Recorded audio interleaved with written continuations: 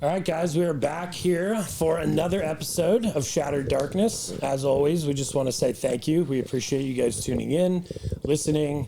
Obviously, our mission is to destigmatize sobriety on a national scale and really just bring awareness to the space and offer service and community to help the people that are still struggling. So we just really appreciate your guys' support. I've noticed our YouTube followers are going up. Things are going up, and our production value is about to get a lot better. We were able to partner with a producer, so we're excited. This next year is going to be big stuff, and so please keep tuning in. Please keep sharing. Please keep liking and commenting on our posts. And I'm going to mention this again, but if you guys have questions, we'd love to do a question and answer segment. Just from our perspective, we can even bring in professionals to answer these questions. So. Another cool opportunity for you guys just to educate yourselves in this space. So anyways, today we have a good friend of mine with us. His name is Berin Wachsmann. How you doing, man? Good. Great. Best day of my life so far. I love it. So Berin and I used to work together at the group. He's a real estate agent and a philanthropist and a avid fly fisherman. So he's here today to talk to us about something that he's doing called Fly Fishing Saves Lives. And just share a little bit about his background, his story. And we're excited to hear about Fly Fishing Saves Lives. So thank you for being here, man. Yeah, I appreciate it. Thank you guys for having me. Thank you for having the courage to do this podcast. Thank you. I appreciate you saying that.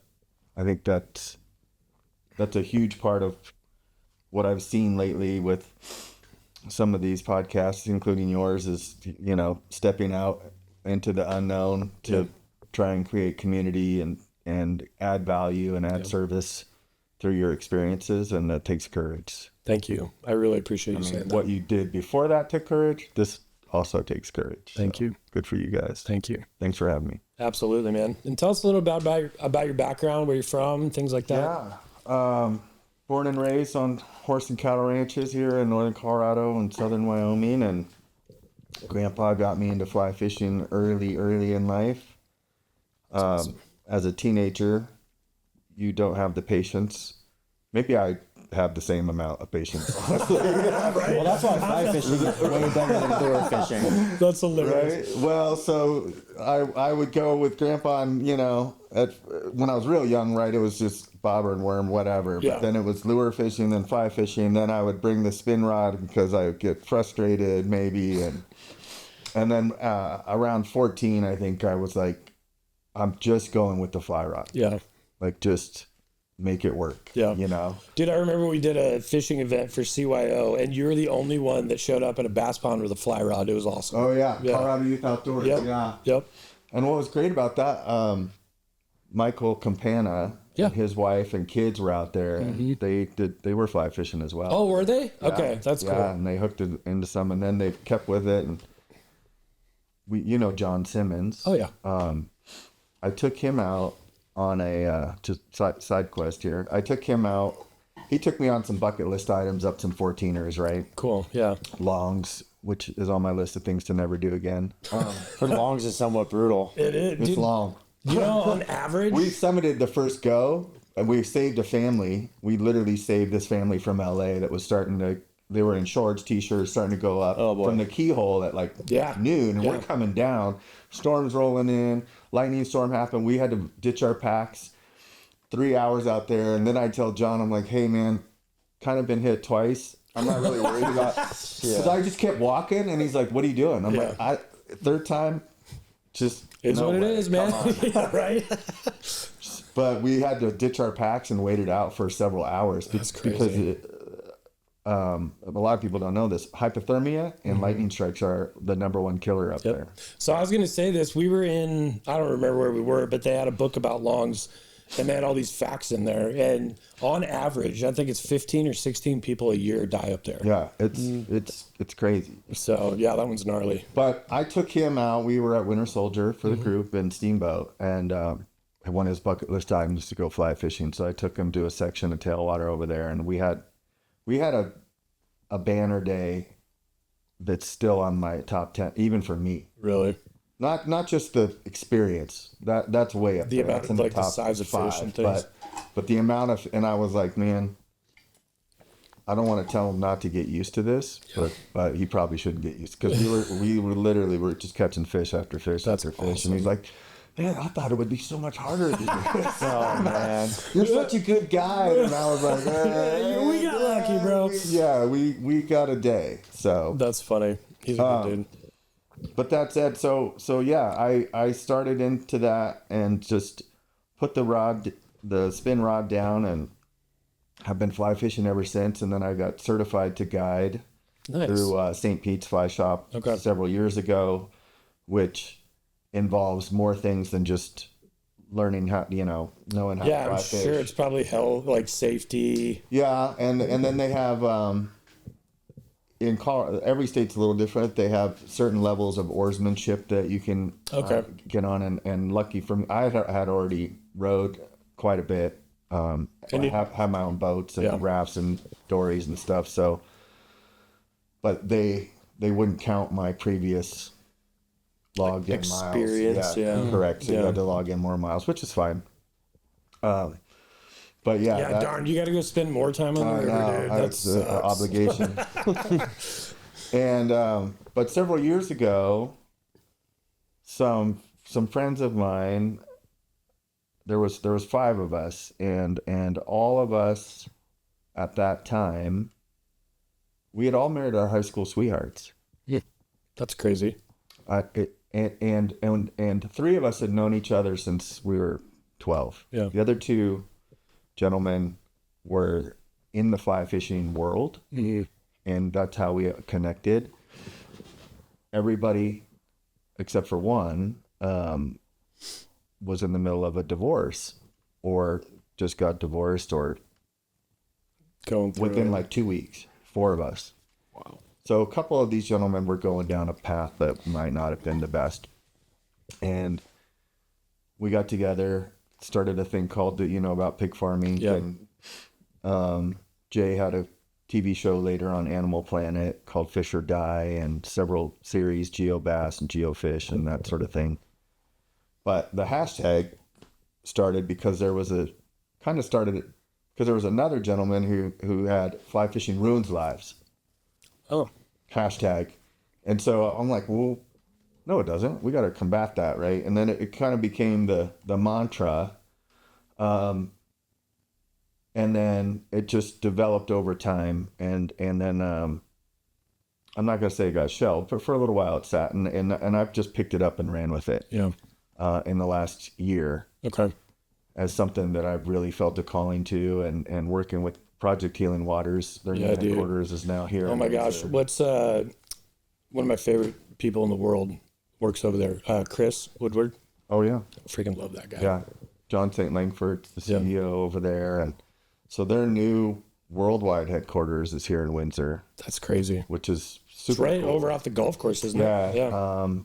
Martin Lind was kind enough to put them in their old marina over there, and then they've got a section of river and some stuff coming up. But we also have, and shout out to Jessica Lindsley, it's her birthday today. She is the director of Risers for Rhett. Okay. Which is based out of Colorado.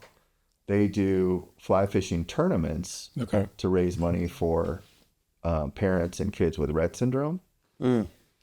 And this thing is now booked. They have a spring and fall one down in Almont. I don't even know if you can get on next falls at this point. I think really? A year and a half. They've got it that booked out. That's awesome. And I've helped them as well. And when they first got started, because I had another outfit called Up the Pooter Fly Fishing Tools. But they too, so people ask, this is where I'm going with this, I'll close the loop. How does fly fishing save lives? That's what I was going to ask. How does fly fishing save lives? And right? I wanted to ask you too, like when you guys went through those divorce situations, did you struggle through that with any substances or anything like that? Like I know you had a couple buddies that were going down that path, but I just was curious if that was a personal struggle. I mean, my views on addiction are probably pretty strong compared to most. Yeah. We talked about this briefly. I look at it, there's a lot of things you can be addicted to. Absolutely, yeah. I'm addicted to fly fishing. There's no, if I had to go 30 days without it, And that's kind of my barometer for addiction. Is there something in your life that you haven't gone 30 days without? Right. Or that I could ask you, I could offer you $5,000, stop today for 30 days. And you would say, no, that's not enough money. Or you would have to have that much money or more to actually stop it. Then you might, in my mind, that might be an addiction. Yeah. That might be something that you're mentally, physically, emotionally addicted to. And there's good and bad ones. Right. I don't see how fly fishing is a bad addiction. I know a lot of people's partners, because I'm not going to segment men versus women, because women are the fastest growing part of that sport, that have partners that don't fly fish would say it is a bad thing. Yeah, exactly. Going to spend money. I know other ones that are like, can't wait till they leave, right, so I can have my personal time. Right. But yeah, I would say, you know, I again, side quest. I my heritage. I'm the first generation born in America. My whole family's from Uberitis, Romania. Okay, I didn't know that. Which was actually Uberitis, Transylvania in the 60s. My father did not get hangovers. My mom was part Native American and French. Combine the two, I don't get hangovers. My sister doesn't get hangovers. Andrea will attest to this. Hard alcohol doesn't affect me. Yeah. Like make you drunk? I could drink. The 2 times I've ever gotten sick on my life was actually alcohol poisoning, because I could drink so much before and not actually have it. But I'm allergic to something in beer, so 2 Coors Lights and I'm buzzed. That's crazy. Wow. Dude, that's crazy. And I don't currently drink. I've had a sip or 2 of wine this year and maybe 4 beers all year. So I shouldn't say I don't drink, because that still means I drink. But in my mind, but at that time, yeah, I definitely was going out with the boys, John Juan, and yeah, and that's I just asked too, because and struggled with, but I struggled with addictions of other types, right? Again, whether they were good or bad, I didn't smoke or smoke weed or any of these things, but man, I was in the gym constantly. I was running 35 miles a week. I was cage fighting. I was doing anything I could to keep my mind off of other stuff, and then I was working all the time. So some people might say that was a thing, and then fly fishing. Yeah. Right. And so again, my view on addiction again is that whole 30-day thing. I like that too. And sugar. I mean, it can be sugar. It can be caffeine. I currently have a healthy addiction to sparkling soda of any kind. That's my jam. I like too that in your mind too, you're like, there's good things and bad things, right? And I like how your brain works in that way of like, okay, I love the 30-day barometer. I think that's, that's smart. And I would say as far too, like going in a little farther into that, like, is it causing you to like miss appointments? Like, is it affecting your life in a negative way?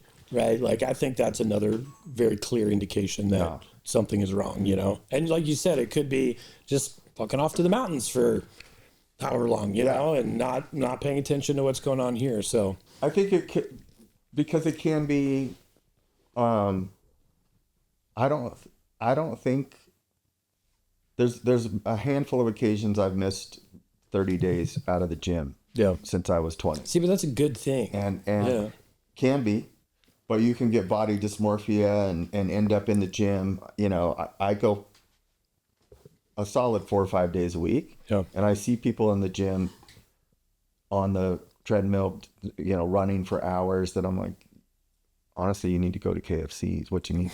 Yeah, right. Because you're already so salad. Thin. And I don't know what you see in the mirror. So totally. There can be healthy things that become addictive in a negative way. Right. It's just how you look at it. Yeah, totally. And it's human nature too, right? Like, it's kind of hard. I think everybody's going to struggle in that realm with one thing or another. It came up on the last podcast,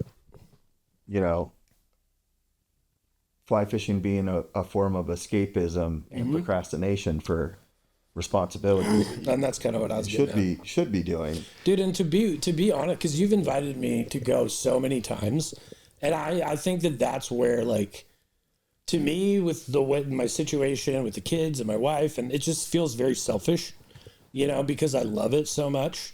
And so it's kind of hard, right? Like, my wife and I try to keep things even, right? Like, if I go out and spend the night up there and do that, then, it's only fair that she gets to do something as well. Sure.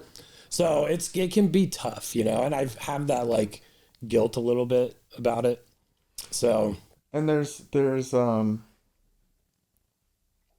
sacred selfishness, right? And there's a wonderful lady, Allie Duncan, who owns Urban Sanctuary in Denver, that preaches on sacred selfishness. And it's funny, I saw some comments on a self-care post, and somehow my name got dragged into this thing on the post was about, am I high maintenance? Yes, but I know how to maintain myself, right? And Barb comments on there. She's like, well, what about Berin Jacob Wachsmann?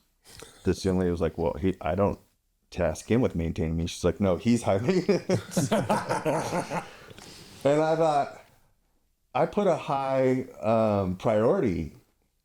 Yeah, I'm high maintenance. You have a high standard. I have a high standard of self-care, and I put a high priority on it. But Joe Buckner taught me this a long time ago. Like, if you don't fill your bucket first, exactly, and it's not overflowing, exactly, how are you gonna? And that's where the Fly Fishing Saves Lives started to evolve. Okay. Right? Okay, so are we gonna go down this road and drink ourselves to death and commiserate in misery, because that's easy to do? Exactly. And then you attract more miserable people, and then everybody's miserable. Or are we going to go down this road and try and make a positive, out of this, and then bring people to the sport of fly fishing, and the solace and the living in the present moment that can come with that, and the benefits of that, and that sort of thing, right? Well, and being connected to nature too, like, it's such a spiritual thing, right? And every time I'm out there, man, I just feel the presence of God, It's hard not to. Yeah. Right? I talk on this a lot because as the guide, if you don't get people in the fish, they may not come back. Right? But it can't be about that. It just can't, because if it is about that, then you're missing a good portion of the experience. My favorite, I went out the other day, so the day I was like, hey, let's go. Yeah. And I fished at night, and I caught a lot of fish, and then I met some folks the next day to semi-guide them. I wasn't getting paid, which I often don't, because it's philanthropy. Right. But we didn't get into too many fish that day. Actually, you probably know Jared Collins and his wife from Boxwood Photos. I do. He's actually a guide too, so I wasn't guiding him completely, but just kind of showing him some spots. We everything changes, right? There's this old saying, no person steps in the same river twice, because it's never the same river and you're never the same person. Dude, that's awesome. I love that. The quote says man, but I'm just trying to, broaden that keep out. my pronouns. And it's true. And so he knows that spot, but he hadn't been fishing it all year like I have. So I'm like, they're here. They're not over there. They're over here, and they're eating this. The coolest thing we saw, and I got footage of all day, is this beautiful bald eagle that he and I have seen up there many times. Comes down, swoops around, plucks a couple fish, sits on the bank, does, is hanging out, does some other fishing. And that alone was worth the price of admission. Absolutely. Right? And then the one moment where I helped his wife, and I'm like, tie this on, take that off, do the cast there, boom. She catches a monster brown. I'm like, thank God, right? Great day. Yeah. That's amazing. But the whole experience was, and this is what I liken it to, it's when you, like you said, when you're connected to nature, everything is energy. In my world, everything is energy, everything's frequency. That's just what I believe. It's not for everybody, but that's how I see things. and the water has its own energy. And it's very apparent when you fish with people with good energy and joyful energy versus not so good energy. Because the people with joyful energy can throw a popcorn ball out and catch fish. Yeah. And the people that don't might have all the right stuff, but they don't catch fish. I mean, everything out there, you step into the water, you step into the nature, the wind, hugging a tree, all the things are what's part of the experience. Absolutely. Yeah. And helping, and it's very cathartic for people to get quiet, to put the device down, to settle into some silence. And as you know, if you're in a boat with two other people, there's talk. But if you're on the river and you're spread apart, get some time with your thoughts. Yeah, and I would challenge most people 3 hours, 4 hours, 5 hours alone with just their thoughts and no phone. They don't like it. Do you get the opportunity to have some pretty awesome conversations in those environments? Unreal. Yeah. Yeah. Amazing conversations. And speak of it, this is also an addiction, right? Yeah, absolutely, for sure. And yeah, amazing people that I've met, conversations. Smile. Some of the folks that I've taken out, multiple cancer survivors, right? People that are very resilient and have a lot of life and have been through, and some of the stuff that they speak about and talk or the way they see life at 82 after surviving cancer a couple of times. You're again, you're not the same person. It's not the same river. You're a changed human after some of those experiences, right? Yeah. Where you're just like, oh my gosh, maybe I need to look at some of the things I've been doing or taken for granted or not. Right. And I invite a lot of people all the time, and I'd rather them turn me down than not, because there's going to come a day where you're going to say yes. Yeah. And or again, I would challenge a lot of folks, like, we're not promised anything. Right. We got today, we got the present moment. And you asked a little bit about some of the history behind this. This came up for me after having a stroke at the office. Really? I didn't even know that happened. Yeah, most people don't. When was that? 5 years ago. No shit. So a TIA, mini stroke, on my way back to the Mulberry office, right? So I leave my house. Been working, a lot of stuff going on. As I mentioned, I have some addictions still. Caffeine's one of them. Yeah, I like to nip pre-workout, even if I'm not working out. Took some with the intention of going to the office and then going to work out. Well, I started to black out, and I was at the stoplight, and I'm like, oh my gosh, I'm gonna fall asleep. But what I didn't know is I wasn't falling asleep. I was actually, the brain, my brain, like the blood was stopping, and I was blacking out. That's crazy. So I got in the Mulberry parking lot and texted, and was like, don't freak out. Blacking out.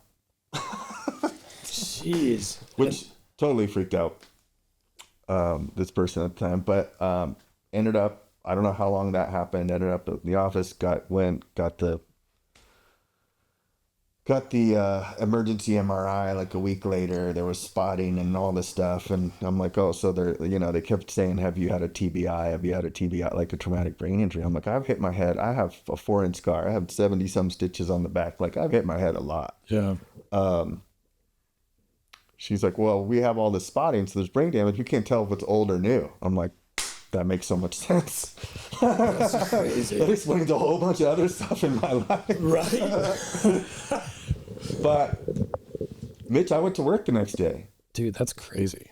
I couldn't write my name. I had trouble forming sentences and stuff. It takes a minute to kind of get back. A TIA, like the mini one, and that's crazy. I saved somebody's life that I won't say their name here, but we'll tell you off camera. Okay. That because I witnessed them having the same thing, and I was like, you knew exactly. I know I got to drive you to the emergency room right now. Wow. It's crazy. But anyhow, that happened, and I was like, and then I did a bunch of research, and at the time I was 45, and all these men my age, some we actually know too, that have had strokes and it was their first and last, or heart attack in their first and last, and they're fit and they're young and they're virile, and I'm like, one little piece of plaque can just change your whole life like that. And I got to do more things that I love and less work. Yeah. It's not important what we do as realtors, but that's why I need to take people out. I need to add service.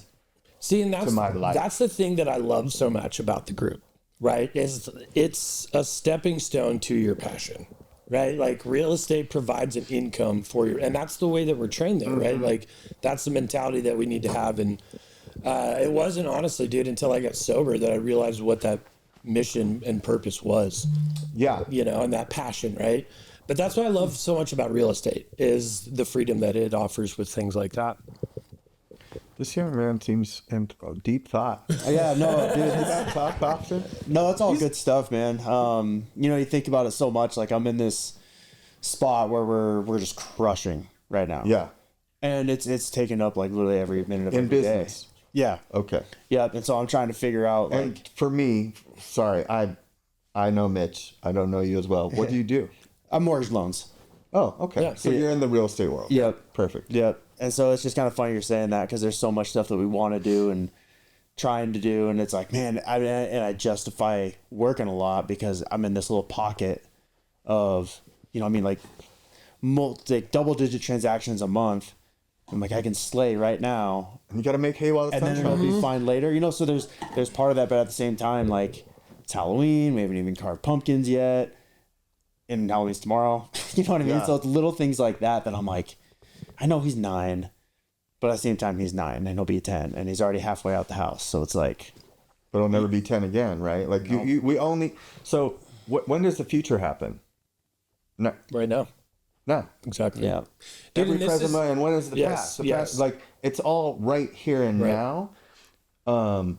There's a term for dude. That mentality saved my life, for real. Like all I kept telling myself was, stay 6 inches in front of you, stay right here, right here, right here. And that was like, it forces you to be in the moment, to focus on what's going on with you physiologically, mentally, spiritually. All of those kinds of things, right? What you do want, what you don't want. But as humans, I think we just spend so much time out here in the future, right? And then we create these scenarios, or in the past, you're right. And then we create these scenarios that are so far from reality, dude. Like, and that's where it's like, I feel like that mentality saved my life. And if we could just get people to focus on that, right? Like if you could just focus on what's the next right decision. And that's what's hard about getting sober though, because you freak out of like, oh, how am I going to go live life without alcohol? How am I going to play golf? How am I going to do this? How am I going to do that? And you don't, and honestly, and some of that is you've got to trust in God, source, whatever you want to call it, right? The universe, if you believe, whatever higher power you believe in, that grace will catch you. Yes. Right? It's a big, that's my belief. It's a big ass net. Yep. Oh yeah. And if you step out the road, that the road will rise. And I've been in some stuff where in the military, they'll have you plank and they're like, you're going to plank for 5 minutes. People are like, I can't plank for 5 minutes. And they're like, yeah, but we're going to count it off 30 seconds at a time. Just 30 more seconds. Yep. Just 30 more seconds. Just 30 more seconds. And I was thinking about you guys in your podcast. And when I heard this last night, I tend to stay up late, like 2 a.m. I'm the same way. Some stuff. And it was the history of the cinder block. Okay. Okay. And so I have a couple of metaphors I relate into fly fishing. This one seemed to relate to that and to the sobriety journey. Okay. this is not going to be good for my real estate career, but I had a lot of fun in my day. There's not much I haven't tried. I haven't put a needle in my arm. I do have a lot of tattoos, so technically, yes, needles. But I have tried all of it, all the things. And there's a reason that they're addictive, because I'm an upper person. Me too. I'll just be honest. I'm not really a downer person, but they're fun. People wouldn't do them again if they didn't have some fun or some form of escapism. Okay. Mm-hmm. So, but the cinder block thing got me. So the gentleman who invented the cinder block, it was in the late 1800s, and at first it was a concrete block, and it was solid, and it worked, but it was 100 pounds, and it was hard to move and hard to ship and hard to transport. And it wasn't until like 17 years later that they figured out, if we hollow it out and make it like this, it's actually now from 100 pounds down to 30 pounds. It's actually structurally more sound and has insulating properties and all this. And what got me is I was like, it's for most of us, it's not that, like, when we're born, we know how to fly. We do. Until you're 5, until somebody says, don't do that. I'm still a Jedi. Yes, dude. I will always be a Jedi, but I was a Jedi until somebody said, that's not how it works there. Life is like this. And so the cinder block came because it was like, what's weighing you down? For a lot of us, it's not about that we can't fly. It's the things that we start to weigh ourselves down with. Right? That's my cinder block metaphor of, well, what about this? And what about that? And I should probably do this. And how am I going to get that? And how am I going to make it through this thing without drinking? And how am I going to make it through that without popping that pill? And how am I going to, and what a POS I was back then. And I don't deserve this. And we just weigh ourselves down. And it was like, man, what if, when I look at the cinder block, I'm like, they made it that much better by getting rid of the things that didn't actually add value. Yes. This is where I was going with that. Like, how does it add value to your life? Dude, and think about that cinder block too. It's harder to carry. You know, like you at 100 pounds. Yeah, now it's light. And you can get your hand. Yeah, totally. But they got rid of the excess weight that was keeping this thing from being a success, and then it took off, right? And it's used in construction to this day. The cinder block, 100 years later, hasn't really changed. Yeah. But they got rid of the excess stuff that didn't add any extra value and weighed it down. And I think for most of us, that's what turns us towards. Let me ask you this. Towards drinking or drugs or pop or whatever it could be. So what would be inside of that? Somebody's like, man, how do I got this weight in my life, in my heart, my spirit, whatever. I got to get rid of it. What would be your advice? Like, if that person is ready for that, like, journal. Okay. Word release is huge. Write the words, say the words, the frequency of the words coming out of your mouth. I am a bit of a talker, but I've learned to choose my words a lot. They're very, very powerful. Mm-hmm. But that energy is inside of you. Yes. So find whatever it is. Journaling for me is kind of new, but I've been doing it solid for the past year. Every day, every morning. But if you've got a story that's inside of you, then you might want, that's a negative story that you tell yourself over and over. You might want to get it out, get it on paper, and then look at it and say, okay, what about this is really true? Right? Write your story. Whatever bad thing happened to you. Okay. And most people don't know this either, but I had 2 relationship with people that people nowadays call them a narcissist. I don't use that term. That person acted this way. Right. And there's some beautiful things about narcissists. That's a whole other conversation. Absolutely. They believe what they believe, and then it happens for them. Most people aspire to do that when they manifest. They just should do it in a positive way. Anyway, she got the dog, the house, the car, the truck. I lost all my money, and my mom died. Right? And I was engaged. Yeah. Then it happened again. She got the dog, the house, the car, the truck, and then my dad died. Fuck, dude. And I was like, I've done this twice now, and it's literally been identical. That's crazy. And it's gotten worse, right? It got worse. First time was bad. Second time was worse. What do I need to learn? Okay. And then what's my story? Right. And what about that story is true? So write the story out and then go back to it and go, what role did I have? What role do I have in this pain that I'm carrying? What role do I need to take responsibility for? But also, what part of this story is actually true? Is it really true that I'm a POS because I used to drink X amount or smoke X amount? Or is that really true? Yep. Or am I just saying that?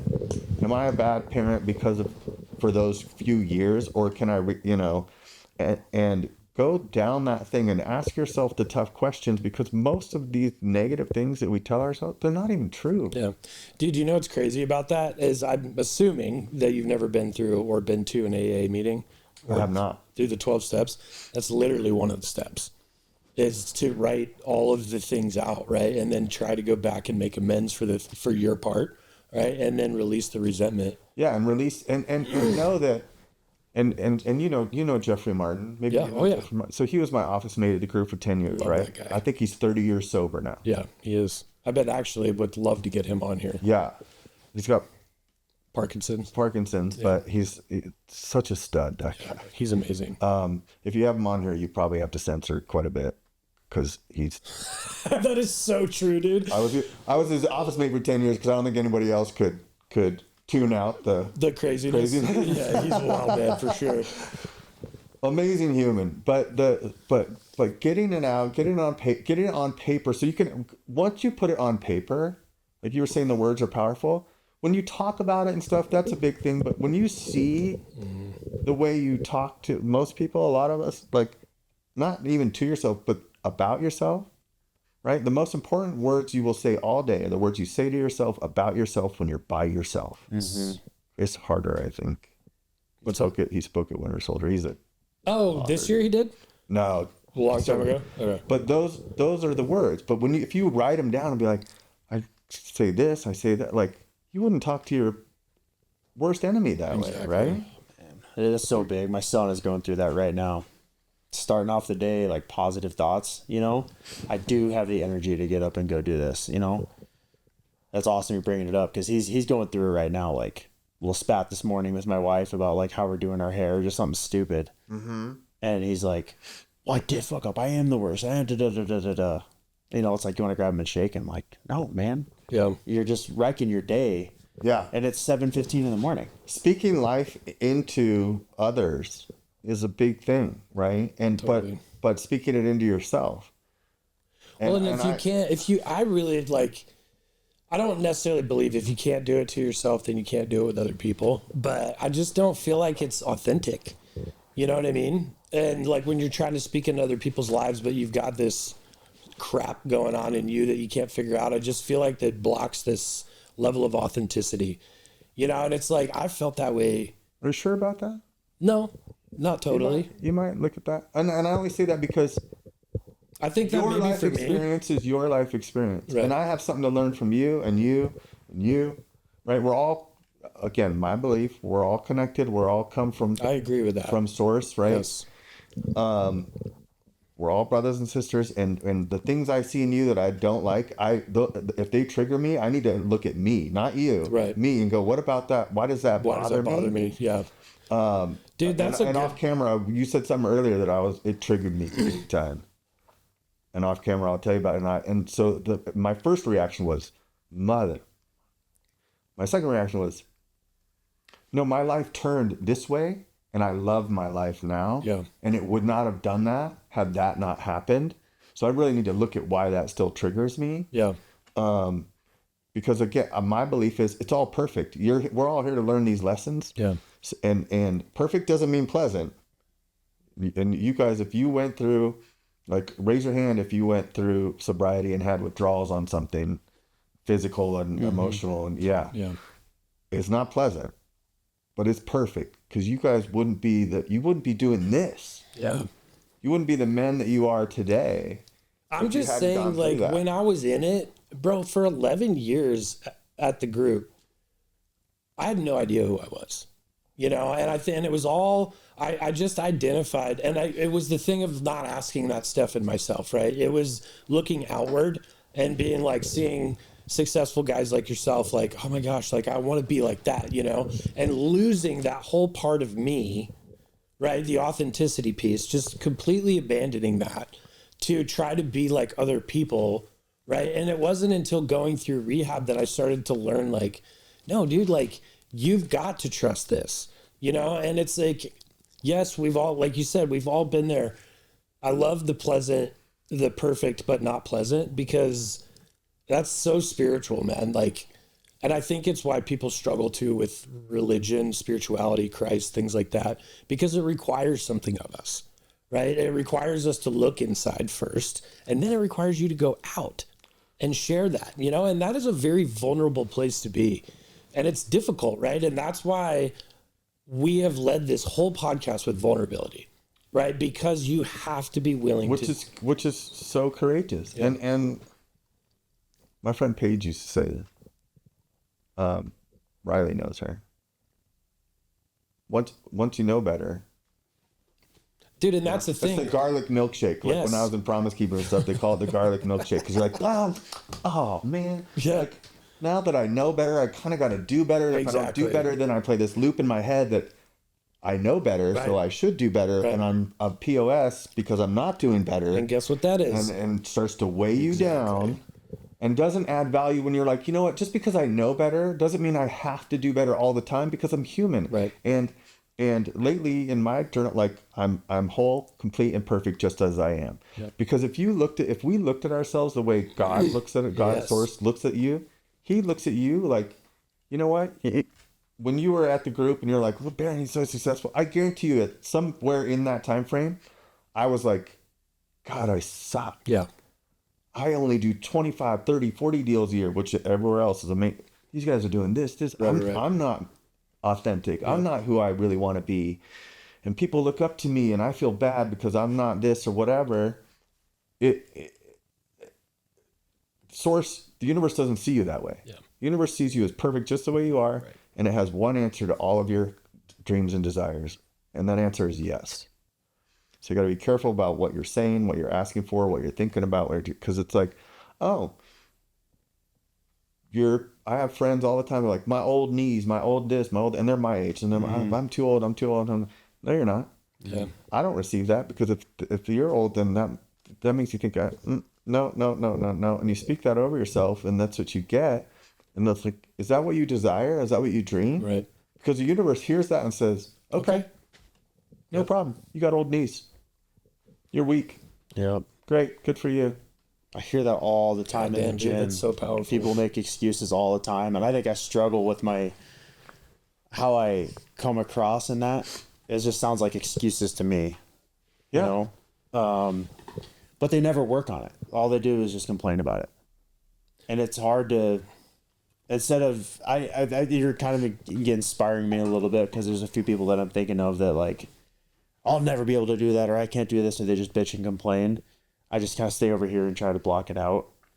And it's imploring me to help them or give them suggestions or something to be better, because everybody's our age in this CrossFit gym, and you know, they do that. I'll never be able to do this or that. And I know you can. And I say, stop. I get so pissed off because they can.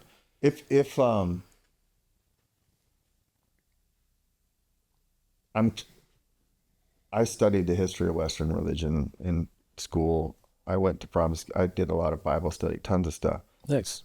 I'm not trying to get religious here. All good, I'm dude. Spiritual, but I'm going to say one thing that Jesus did, and this, you know this where you work, somatic teaching, a Socratic, excuse me. So they ask questions. So when those people do that,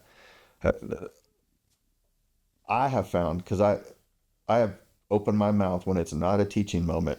Yeah, right? It is not a teaching moment. It is not well received. But if you ask them a question, I learned this in life coaching too. If you ask them a question, like, hey, what if you told yourself you could? What do you think would happen? It opens a loop in their brain. Even if they don't know it, their subconscious knows it. and it will try and solve that. Like, what would happen, right? Like, so earlier when I'm like, best day of my life so far. Yeah. People ask me, hey, how's your day? I'm like, best day of my life so far. The responses I get a lot of, Yeah, like, who are you to have the best right? day of your life so far? And I ask people back, I'm like, how's your day? And they're like, it's okay. Yeah. I'm like, and I say, well, what would it take to be great? And you know what most of them say? I don't know. Yeah. And I think and I said, well, maybe you should. And sometimes I just leave it at that. Yeah. Because then they're like, wait a minute. You just planted that seed. I don't even know what it would take to be great. Well, how am I going to have a great day? How would I know if I had a great day if I don't even know what a great day looks like and feels like? How would I know if I can pick up that weight and do the, what's the one that used to kick my ass? You run a mile, you do the push-ups, and then there's the Murph. The Murph, double Murph, right? And I remember people at the CrossFit gym were like, I could do a double Murph in under an hour, and I can do the Murph and I'm like, double Murph in under an hour? I think there's some people who've done the double Murph in under an hour. Yeah, that's fucking crazy. It's awesome, right? And I remember thinking to myself, I can either tell myself not a chance, or I can say, what's the worst that could happen? What's the best possible thing that could happen? Yeah. What's the best that could happen? Yeah. Oh yeah. There's so much of that with lifting and everything that it's like you look staring at a weight like, I don't know if I can get that up. Oh my god! There's some days where I'm like, I don't even know if I can do this, and it's like other days. I saw this on Shira Simmons had a reel. She's like a eukinetics mat therapy guru in Fort Collins. Hell of an athlete. It was a clip from a different podcast, and the guy was saying, hey, all-cause mortality rate for like diabetes type 2 is 20%. 30% or 20% for hypertension, 30% for diabetes, 50% for smoking. And then he said, do you know what it is if you're just weak? Because I'd say all the time, if you stop moving, you stop moving. But if you're just weak and you don't go strength train, he's like, it's 250%. Yeah, dude. And if your VO2 max, your cardiorespiratory, right, is 400%. So between just walking in and some decent, it doesn't have to be running, just cardio and some sort of strength training, calisthenics, anything, increases your longevity and your ability to have a good life at that age by 250 to 400%. That's crazy. So forget all the pills, eat right, do all that stuff. And I saw my cousin out on that lake that I want to take you to. I think he's 89. That's crazy, man. My dad's 1 in 12, so it's 89. And I saw him 3 years before that on that same lake. Oh, well, one lake over. And they're out there, he's out there doing it, right? Still moving, still fishing, still doing all the things. And I guarantee the guy's name is Dick Steele, so you're kind of from the beginning. Yeah, you got to be badass at that. Yeah, with a name like that. If your parents are like, your last name's Steele, we're going to name you Richard, and good luck. Have a nice life. It's like either own it or don't. Yeah, right? It's like naming your son. Yeah, that's he funny. Just gotten back from the honor flight and all this stuff, but he was like, I can't really see, but he kept fishing. I'm leaving. I'm like, it's cold, it's windy, and I'm going home, and you're out here doing it, man. Like, good for you, right? Yeah. But I think his mentality is just different than. Well, and it's. Yeah, dude, it's just changing that one word, right? From like worst to best, right? And just flipping that and it's that simple, right? And then keeping your brain in that place, right? Yeah, and this started with the authenticity. Like, there's a rough old saying, right? Those who can do and those who can't teach. And I don't know that that's true. Say it one more time. Those who can do and those who can't teach. And I don't know that that's, authenticity in my mind goes so much deeper than like, can you, again, here we are. Podcast is about making through addictions. Can I speak to that? Sure. I've beat several, but I'm not giving up my caffeine. Right. I could, I think, it'd be rough. But I don't want to. Yeah.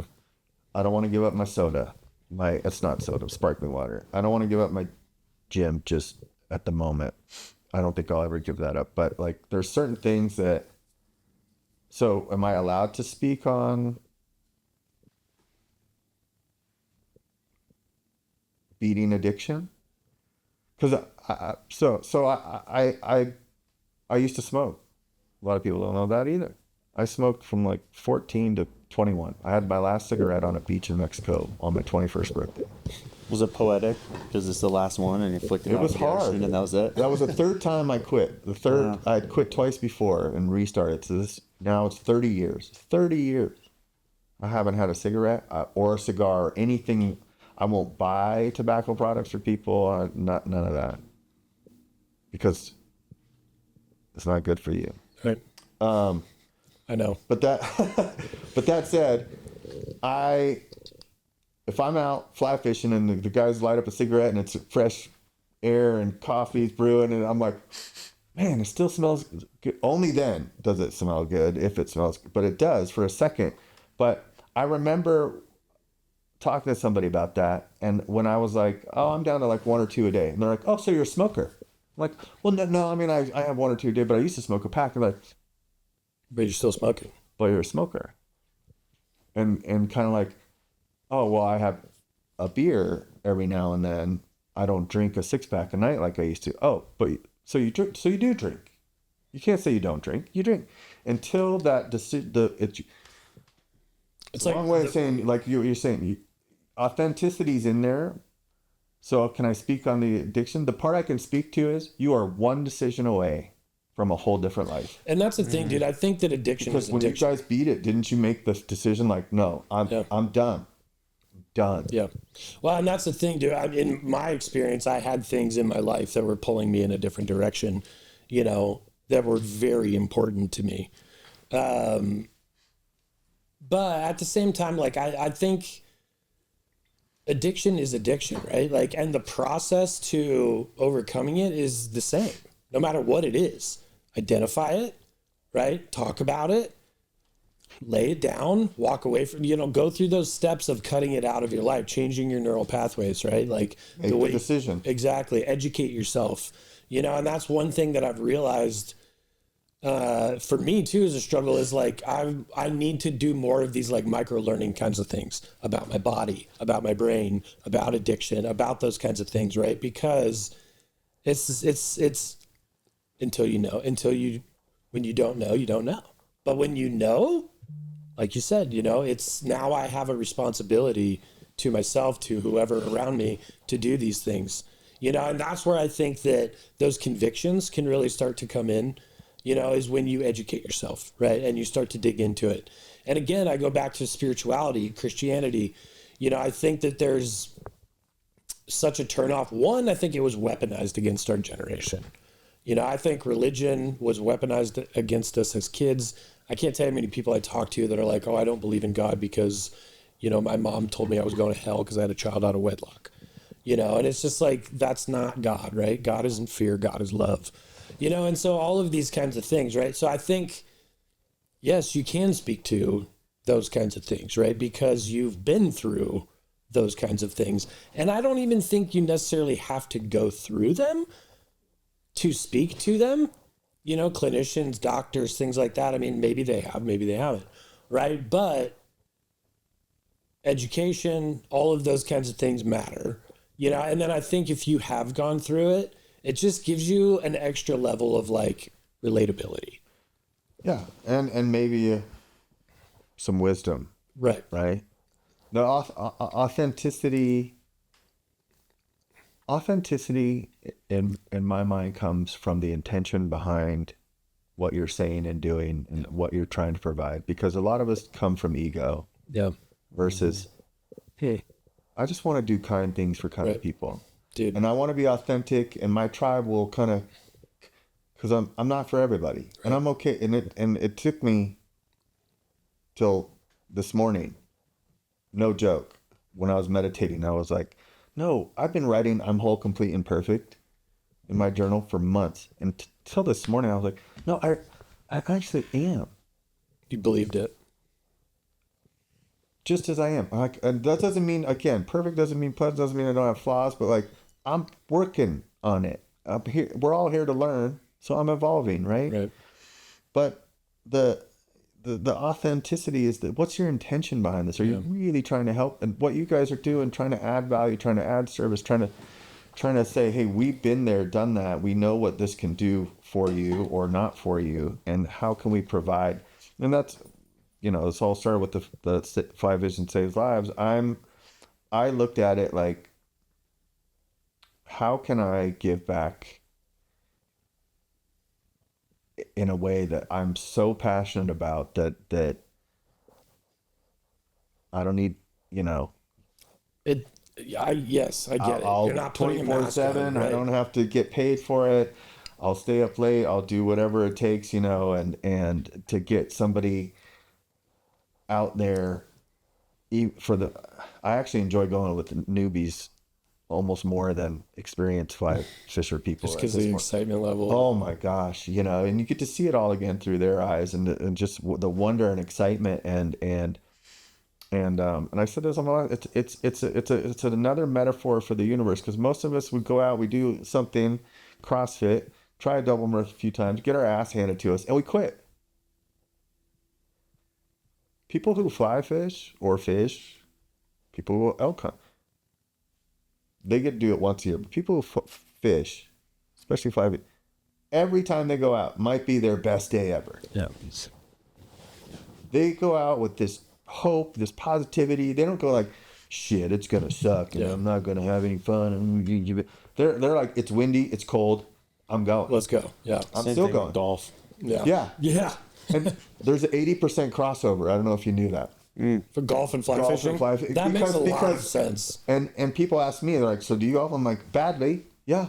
I actually golf a few times a year in this Bronco alumni charity golf tournament. I had the dubious distinction in front of several of my favorite older Broncos of whiffing so hard, I have a picture of it. I snapped the head off the club.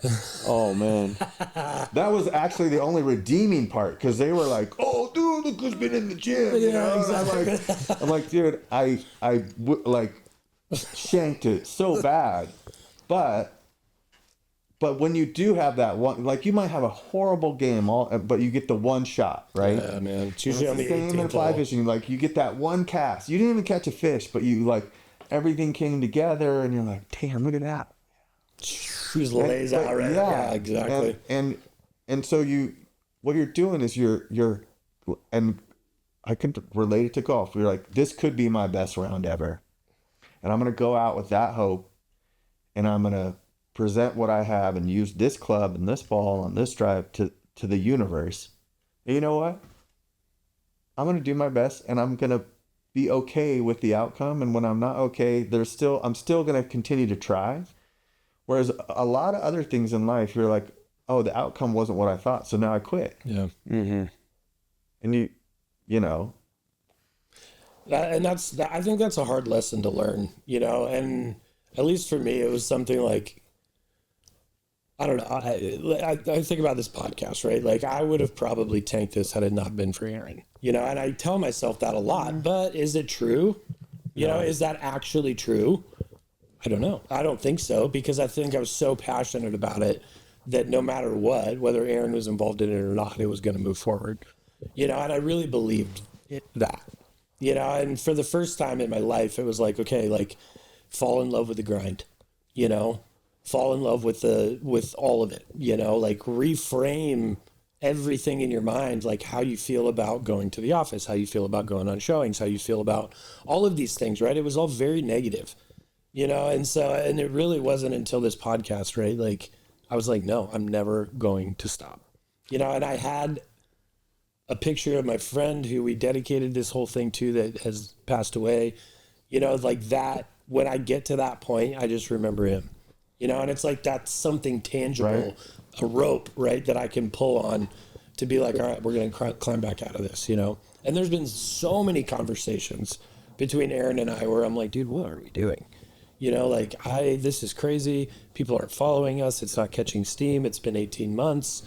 Our production value sucks. Like I have to fight that battle like almost momentarily throughout the day, of like keeping my mind in that place of positivity, of love, of passion, all of those kinds of things.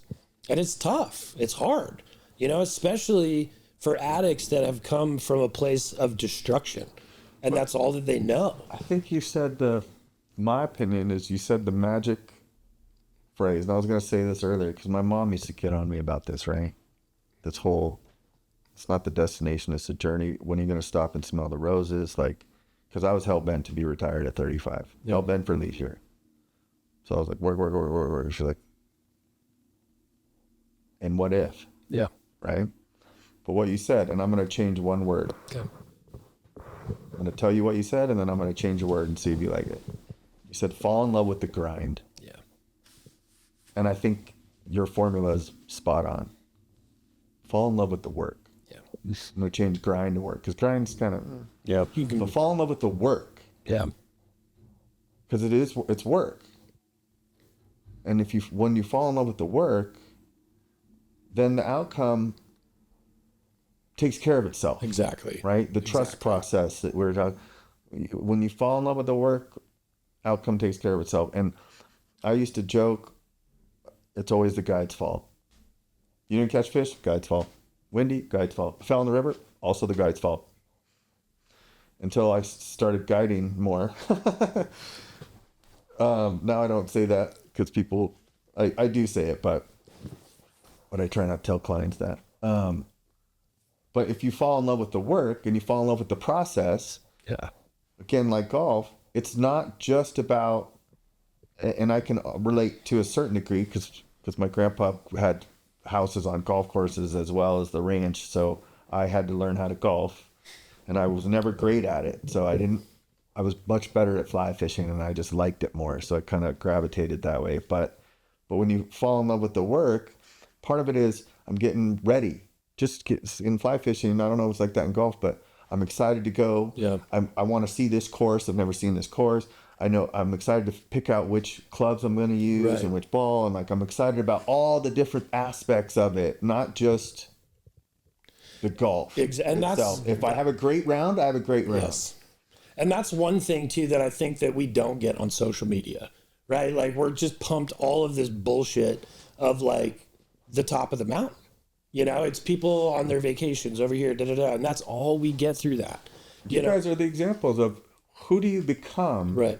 on your journey to the top of the mountain is more important than getting to the top of the mountain. Exactly. You can't get to the top of the mountain until you... And I love that analogy, dude. Like, it's... Yeah, and that comes back, all it circles back to spirituality in my mind. God is love. God wanted to experience itself. It's the Alpha and the Omega. It's the beginning and the end. There is no...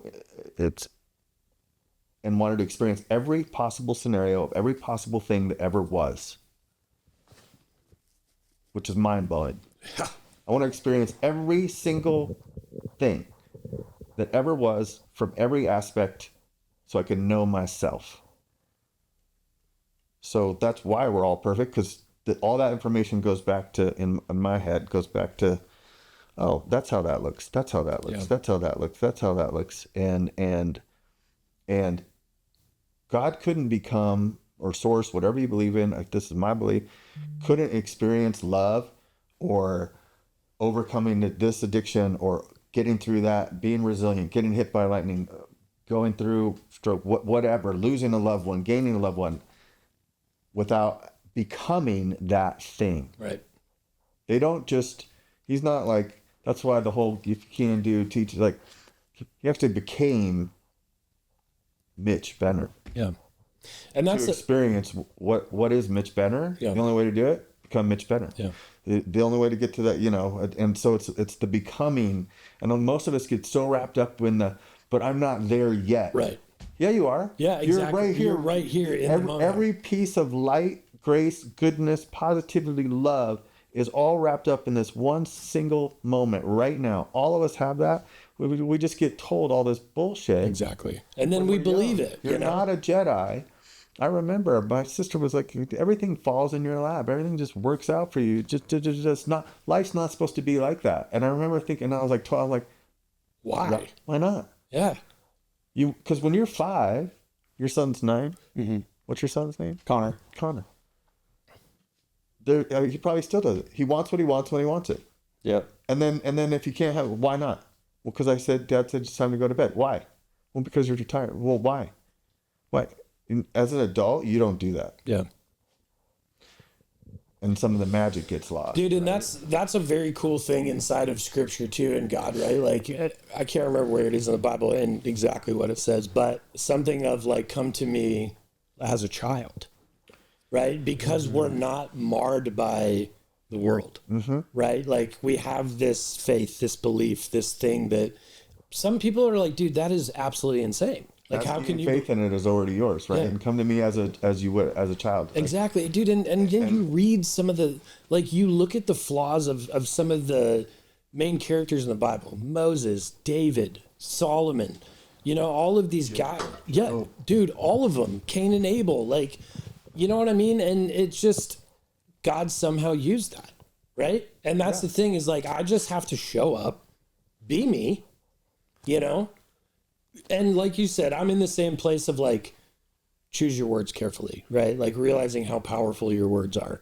And then if you can, he's a thinker. Yeah. But the few things he said, I'm over here like, oh my God. Right? It makes you think, dude, for sure. Well, like show up and no one's going to do a better job at being you than you. Yeah. Right. So be that. Yeah. Dude, and know that you are not the only one. You're not an island. You know, and you were placed here with unique gifts that are totally yours. And so you don't have to go gather other, I need to be like that, or do like, well, social media will right. That, like, no, do you? Exactly. Do you really need to do that? Because there's things that I do, like, it's that best day of my life so far. My voicemail, people make fun of some people and stuff, because I'm like, hug your loved ones, they'll appreciate it, and so are you. A hug a day. People used to make fun of me about saying, I used to be like, hug a day keeps the doctor away. And then the study came out, right? And then you got Temple Grandin at CSU and all this stuff. And I'm like, I told you. Right? Copyrighted that shit. But she did. But I didn't learn that. That was like, Berin means bear in Low German, and give bear hugs. And I just kind of grew up like, that's awesome. I just thought, hugs feel good. Yeah. Why not? Yeah. People make fun of me all the time, but I'm like, I'm a hugger. I don't.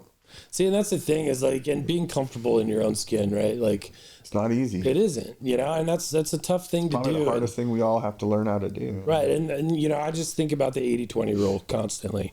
80% of people are going to be attracted to what we're doing. 20% of people are going to crucify us for it. Whatever.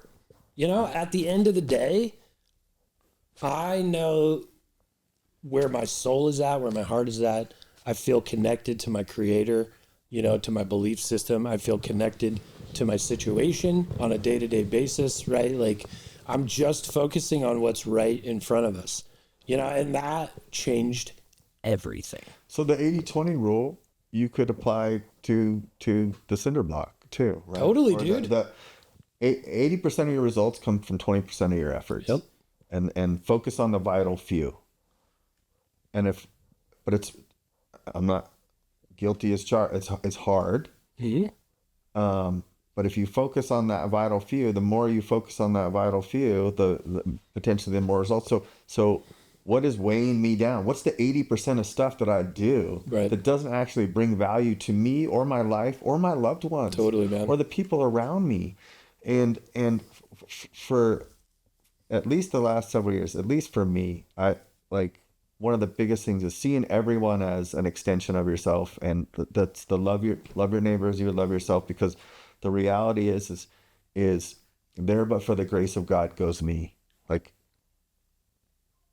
you feel me? Yeah, man. When we talk about addiction, and I see people who are suffering from addiction, mental illness with addiction, that sort of thing, I'm like, you know how easily that could be me?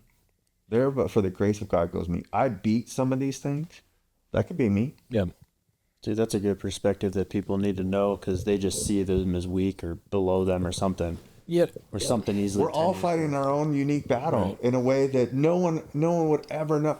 You didn't know what that happened, right? So I had that TSA, got the MRI, my then scheduled to be married, all the things on the books, marriage, all that stuff was like, you're a liability, and I didn't sign up for this. See you later, car. See you later, house. She got the boom, boom, boom, boom, boom. And then my dad died. And you know what? I poured myself into my work. I had my best year ever. 600,000 in GCI. That's crazy. Moved 8 times. In 1 year? Wow. Because moved 8 times, TSA, lost my dad, no wedding, no fiance, no dog, no car, no. And it was all perfect. Because I learned more about myself in that year and the years to come than 45 years prior of like, dude, who am I? Okay. And that's the thing. This happened to me before. Now it's happening again. Right. I remember when my father passed away, I was showing House's video showing, and phone rings, like, don't know it, you know? Yeah, okay, yeah. I've always been the same number 25 years. If you don't know me, you don't know me. Right, I'm the same way. Yeah. Boom, voicemail. Rings again, voicemail. And I have a policy for anyone listening. You call me twice, rapid fire, that's 911. I will drop whatever I'm doing and call you back. Same thing. Then I see it says Fort Collins PD, and I'm like, oh, shit. What did I do? Yeah, right. But I answer, and I tell my clients, hey, I got to put you on. Because I'm video showing, I got to put you in, and it's the PD, and they're like, hey, we're at your dad's house. Are you Berin Wachsmann? Yes, I am. Is your dad Helmut Wachsmann? Yes. The neighbor called because they haven't seen him in a week. Is that unusual? I'm like, not really, honestly. And they're like, yeah, well, he's not answering his door. Is that unusual? And I was like, he's dead. I just knew it. Because I'm like, this is the last part of this recipe. Yeah. Right? Go there, nobody has keys. My sister comes, who you might know because she's a group title now. Okay. Tara Wachsmann? Yeah. Yeah. Yeah. Shit. No one has keys. Cops are there, and I'm like, hey, can I break into my father's home? And they said, we can't condone, like, break in and enter, we can't condone it. But we can go over here and have a conversation. Right. We can't tell you what to do. Yeah. Because I had tools with me. I had a flat bar, so I bust the door off the hinges. My dad's in there. He's been dead for a week. Jesus Christ, man. Sitting in his chair. So, passed away peacefully, it seemed. Craziest part is, not to get off topic, but the craziest part is I had showings in Wellington in like 20 minutes and in an area with no service. So I couldn't even call my client to tell him I was going to be late, and I couldn't find anybody to go there. So I hugged my sister. I'm like, I love you. I gotta go. It's one house. I'll be right back. I got to go. Do not walk in that home. I don't want you to see Dad. You know, he's decomposed. That's crazy. Not pleasant, right? Go do the showing. Doesn't like the house. You're right. You're like, awesome. I gotta laugh. Like, damn it. You don't know what I went through to get here. Doesn't like the house. Come back. I never got to see my father again, right? Like, they had already, the coroner had taken him and stuff. And so, but I all of that was like, I went through all this stuff, and it taught me, like, it's never about the thing. It's never about what happened. It's how you respond to all that stuff that happened. Yep. All right. Am I going to pick up the pipe again, the drinking, the whatever, start whatever you do, right? Or am I going to respond differently this time? You know, and it's one of the things that drives me crazy is when people ask, like, if God was real, he wouldn't allow pain. You know, and I'm like, that is just so far from, I'm like, tell me one time in your life where you went through something absolutely incredible and walked away with this amazing life lesson. Yeah, dude. It doesn't fucking happen. Not all. I mean, you're more likely. But how often do we learn? I would agree. I said it on the other part. I'm like, how many times in your life you're like, everything is going so good. Yeah. Everything is happening just the way. You know what I'm going to do? I'm going to change it up. I'm going to do something completely different. I'm going to respond differently because everything is too perfect. So now I'm going to. No, you would never do that. You're like, everything's perfect. Why would I make a change? Why would I change anything? Yeah. Everything's going just the way I want. Most of us don't learn unless, and that lesson has to repeat itself. Sorry. No, well, you got to learn. You got to learn from the wins too. So you can relate it to a good round of golf or a smooth transaction. You just look back and be like, okay, because it's easy to just be like, oh, no big deal. What did I do? Pre-approved appraisal came in, we're done, roll on. But you also have to stop and look and see what you're doing in those victories. Also, 100% how you respond, because that's the easiest thing to do. Same thing with praying. It's really easy to pray, thank you, Lord, so much for everything. But then when things are bad, you also have to remember to do the same thing. Mitch, Aaron, I agree with you, and I would challenge that a little bit because quite often when things are going so well, we're like, God, I don't need you. I got this. Exactly. That's it. Right? That's what I was going to say. I feel the same way. Versus the attitude of gratitude and gratitude over everything and being so grateful. And when you're around, I'm lucky enough to have the most beautiful partner in my life that is so grateful for so much stuff, right?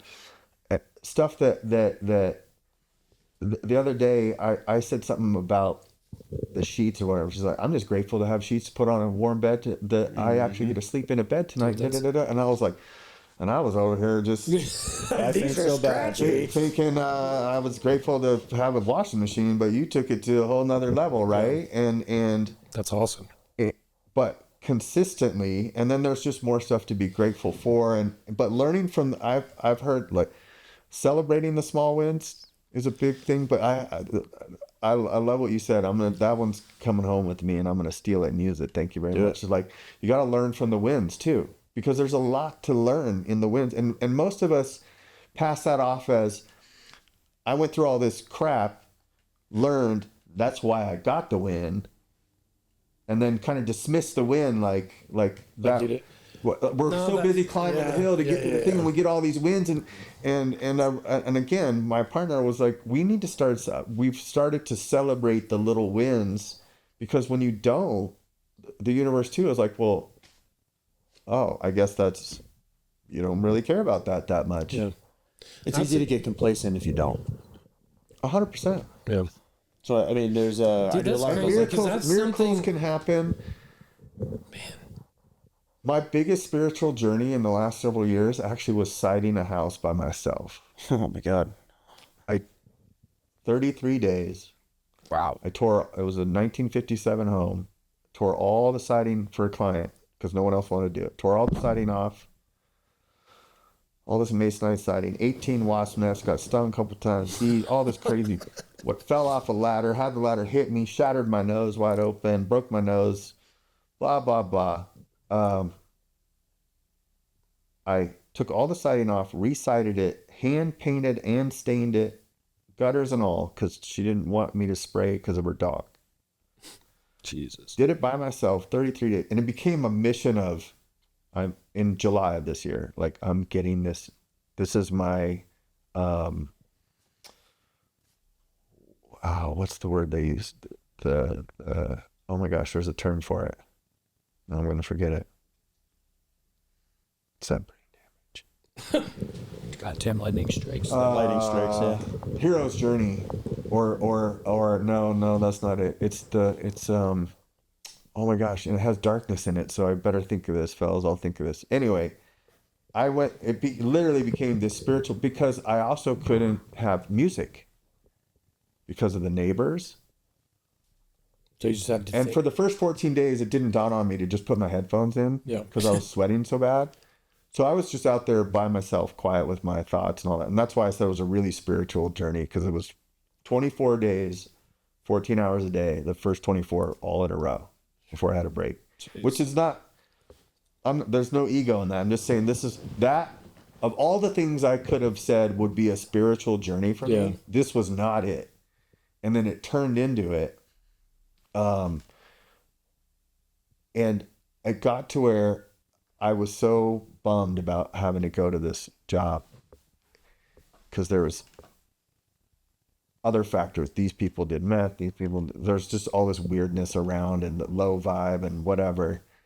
And so I had to kind of get my head on to go over there and not get depressed about my situation and why did I agree to do this.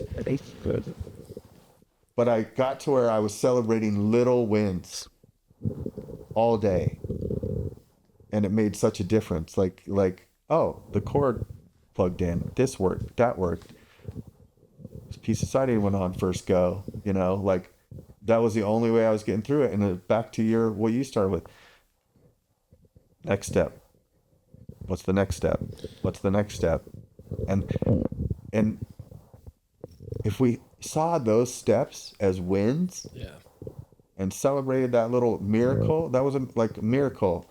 All these little miracles happened. Like that thing shattered my nose wide open, but it was a miracle. I wasn't hurt worse. I fell off a roof. I could have easily got 12 feet concrete to the neck, and could have been way worse. So in my mind, it was a miracle, right?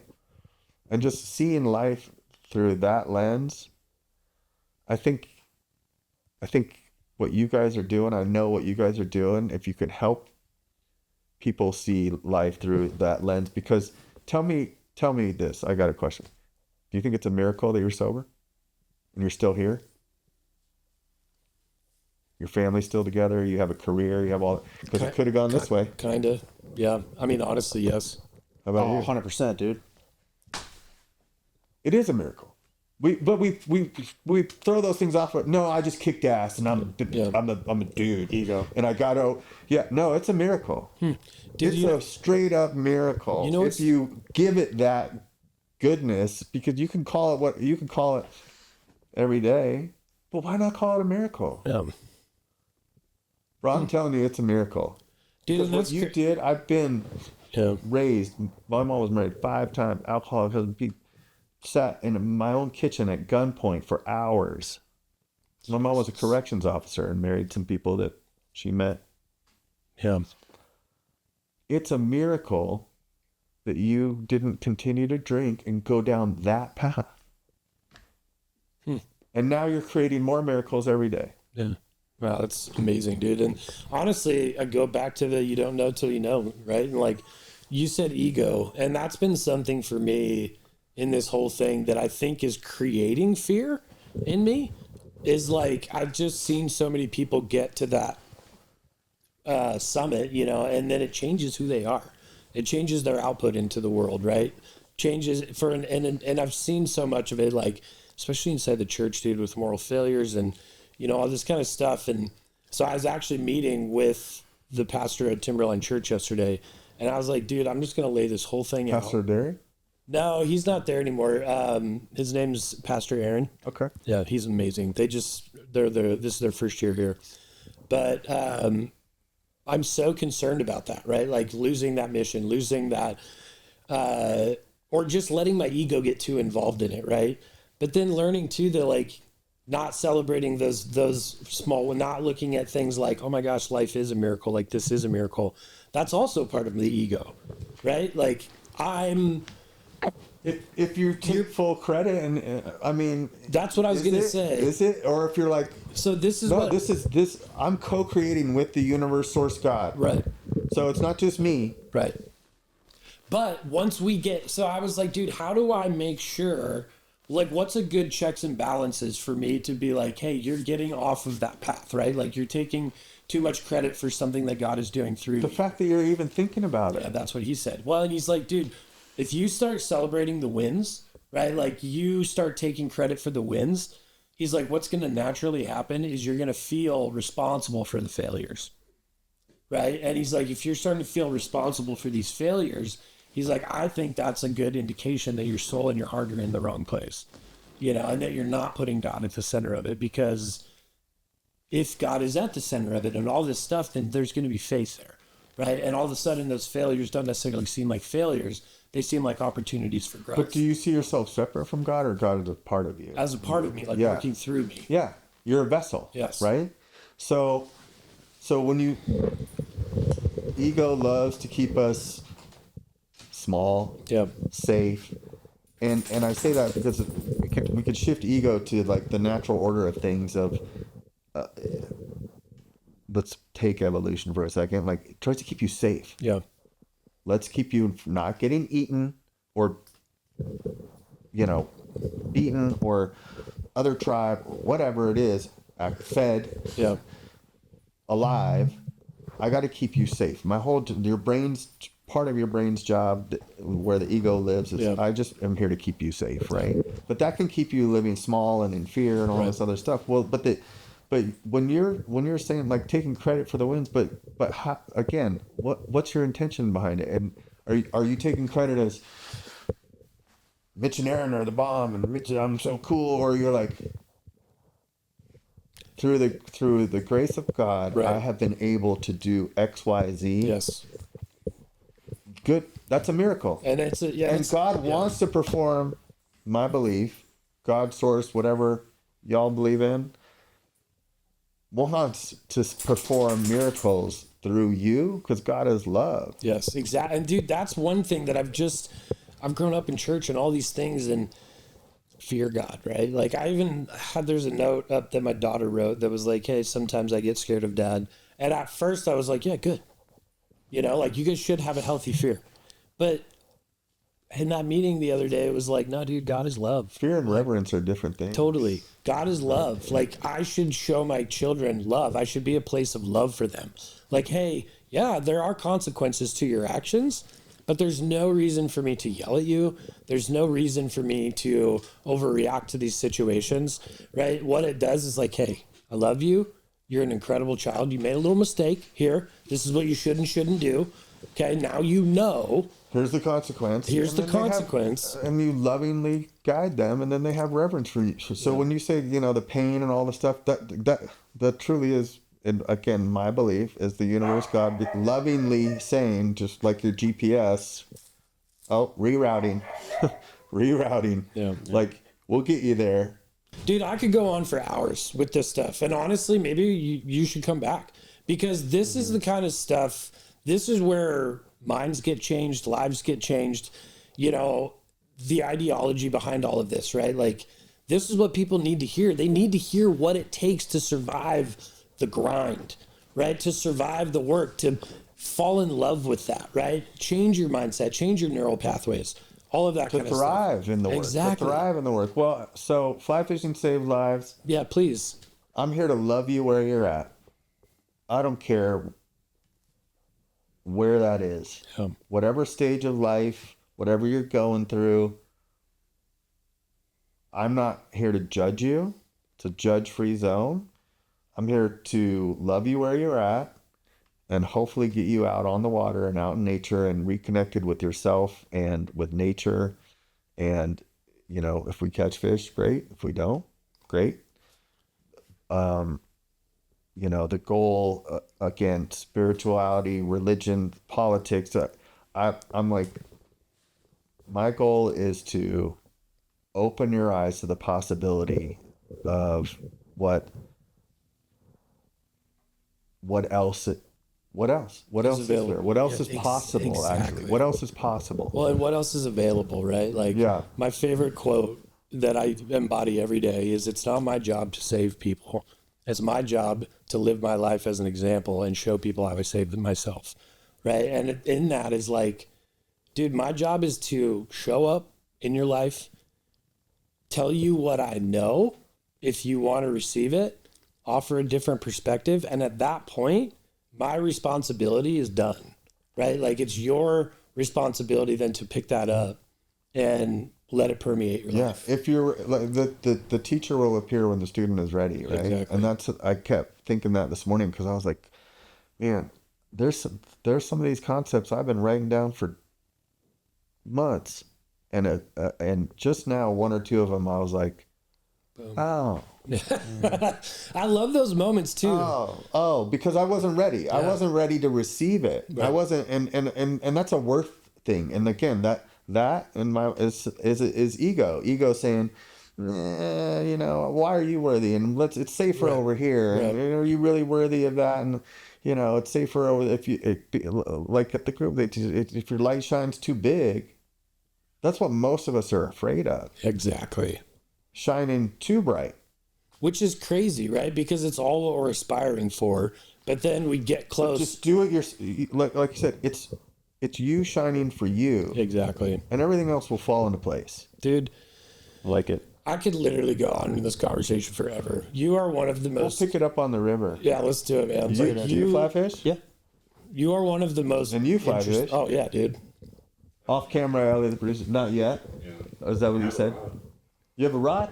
Well, that's a start. Let's do it. Holy crap, we're going fly fishing.